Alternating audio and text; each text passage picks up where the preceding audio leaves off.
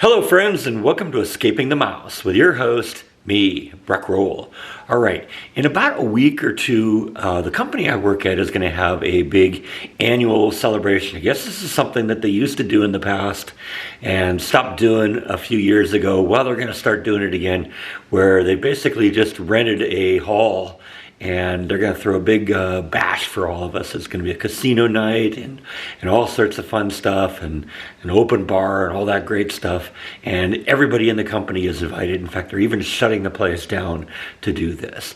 Now, the dress attire is kind of a business casual.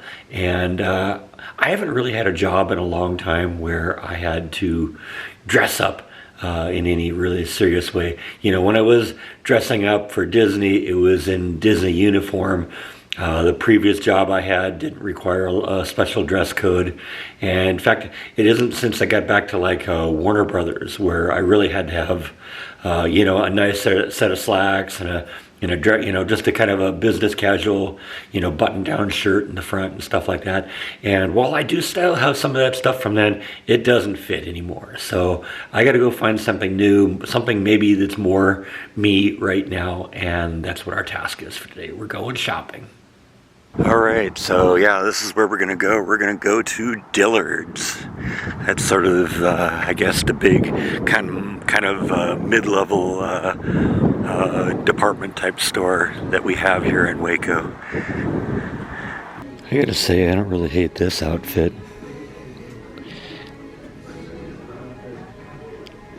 It's nothing special, but it would look nice, right? All right, I'm back from Dillard's. I did see a few things that looked really nice and ultimately did pick out something, and I think it'll look pretty good. I don't know, it was weird when I was first talking to the people in the store there, and they thought when I was in their department looking that was where I was going to go, and I said I was looking at some of this stuff, but it's a little out of my price range. It's funny how they suddenly turn on you and treat you like it's like, oh, okay, well, go over there somewhere. That's where you want to be. But I did find something over there somewhere, and I think it looks pretty good. I even had the guy that was a little bit condescending to me in the store say, yeah, that actually does look really nice. So I'm going to put it on, I'll show it to you, and you get an idea what this ugly dude looks when he dresses up. All right, so this is the outfit that I actually picked out. Now, this was a little bit more complicated than I thought. You may recall that there was that original outfit that I showed you in the store that I really liked, but unfortunately, they didn't have it in my size. You see, I'm kind of an odd size. I'm kind of a tall guy. So, I might be able to find, the shirts I can usually get away with an extra large or a 2X. Same with like a sweater and like that. But the pants are always the problem for me. And while I may find an outfit that looks great in the shirt and the sweater mode, it's always got to start with, can I find a pair of pants that are going to fit me? Because I'm kind of thin. I mean, I'm gaining a little weight, as we all do when we get older, but I'm still kind of a tall guy, and that makes things complicated. So in this case, what I actually had to do is start with the pants. And I found a pair of pants that I liked, and then just tried to build an outfit on top of that. Because like I said, I wear a fairly common size shirt, fairly common size sweater, so that will work. And so I found these pants. I kind of like them. They got kind of a formal look to them, or a semi-formal look. I wasn't really looking to get a real nice pair of dress slacks. I'm kind of beyond the suit and tie phase in my life, but these are still kind of a nice set of pants. And once I got that, then I started looking at the colors, and I thought, okay, well, the gray in the pants goes really nice with the gray on this shirt, and the other colors on the shirt kind of make it stand out a little bit. The oranges and the blues and the grays and the greens and all that. And I thought that looked really good. And I found this shirt and I said, you know what, that's the shirt. Now we got to find some sort of sweater to go over it. And I found this sweater. I thought that was kind of nice.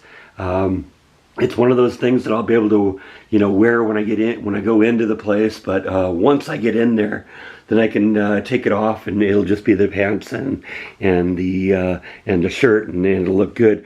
But this will keep me warm, and it'll also look good going in, and it'll look great with the pants. And so I think this is going to be a good looking outfit for me. And let's put it on and see what it looks like in real life.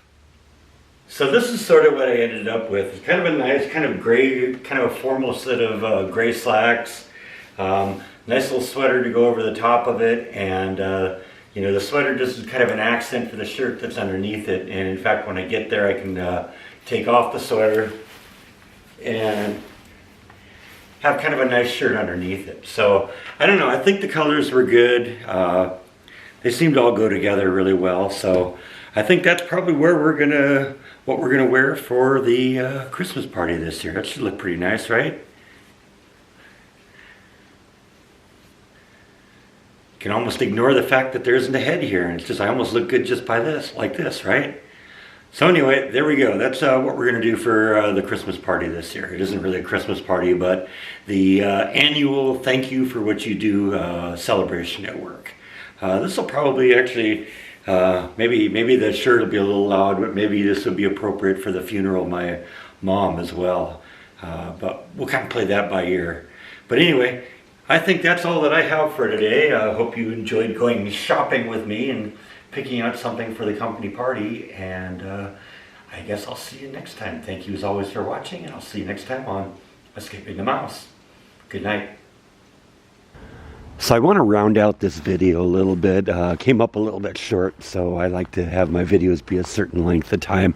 We actually got a little bit of rain last night, so it's all kind of moist and damp out here. But I wanted to kind of do a probably a final view of the garden from this year. As I have said before, I didn't get really good results from the broccoli and the Brussels sprouts. They never really did anything. I did end up with some tomatoes that kind of surprised me because I didn't plant tomatoes this year. This is just a plant that came back from last year. So I've gotten a few tomatoes off of it. I took the vines. They were all kind of just laying all over the floor here. So I just took them and kind of stacked them on top of each other. And I think if I do tomatoes again next year, I got another idea how I want to do that. I want to actually build a kind of a trellis over the top of the garden so I can have the vines come up these little curly-Q things I have here, and then lay down on top of the trellis so they're not sitting on the floor as much. I think that's one of the problems I've always had with the tomatoes is these little curly-Q things are fine to start off, but the problem is, you know, the vines on the tomatoes don't end at about 4 feet length. They'll go and go and go and go. I mean, they were all the way out over here before I stacked them up. So I think if I create this trellis framework over the top of it, we can set the tomatoes on that. It'll keep it off the ground, and it'll end up doing a lot better, maybe getting some better yields. I probably will do tomatoes again next year because I do love fresh tomatoes, so much so in fact that they rarely actually make it into the house. I usually just eat them right off the vine, but that's good too, right? As for the jalapenos, they're still doing their thing. I got a bunch of them growing here.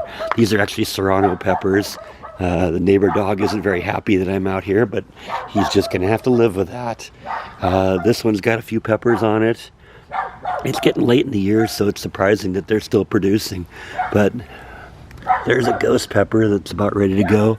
Another ghost pepper that's coming in here.